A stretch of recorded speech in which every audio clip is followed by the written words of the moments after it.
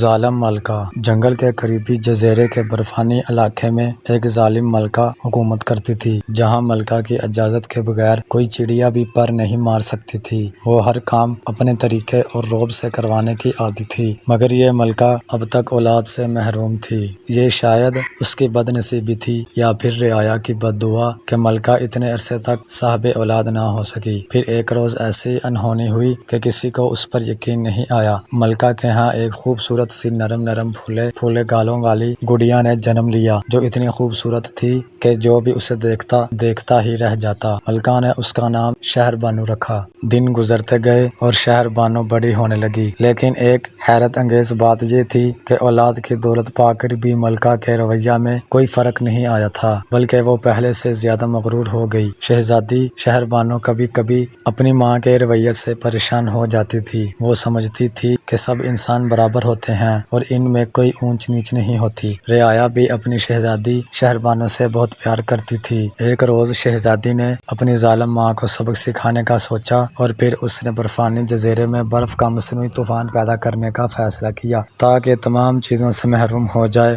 اور اس میں بھی محرومی کا احساس پیدا ہو۔ اگلے روز ملکہ اپنے وزیر کی کسی غلطی پر گرج رہی تھی کہ محل کا دربان پریشانی کے عالم میں ملکہ کو طوفان کی خبر دینے پہنچا۔ یہ سن کر وہ سخت پریشان ہو گئی۔ اب تو اسے اپنے سب ظلم یاد آنے لگے جو اس نے رعایا پر ڈھائے تھے۔ ادھر طوفان بڑھتے بڑھتے محل کے دروازے تک پہنچ گیا تو ملکہ اپنے رویوں پر لوگوں سے معافی مانگنے لگی اور آئندہ کسی پر ظلم نہ کرنے کا عہد کیا۔ شہزادی شہر بانو نے جب یہ دیکھا تو اس نے مصنوعی طوفان کو ختم کر دیا۔ پھر اس جزیرے پر لوگ ہنسی خوشی رہنے لگے۔ کہتے ہیں وہاں برف کی منجمد زندگی بھی خوشحال دکھائی دیتی ہے اور ہر تنگی میں بھی آسانی نظر آتی ہے۔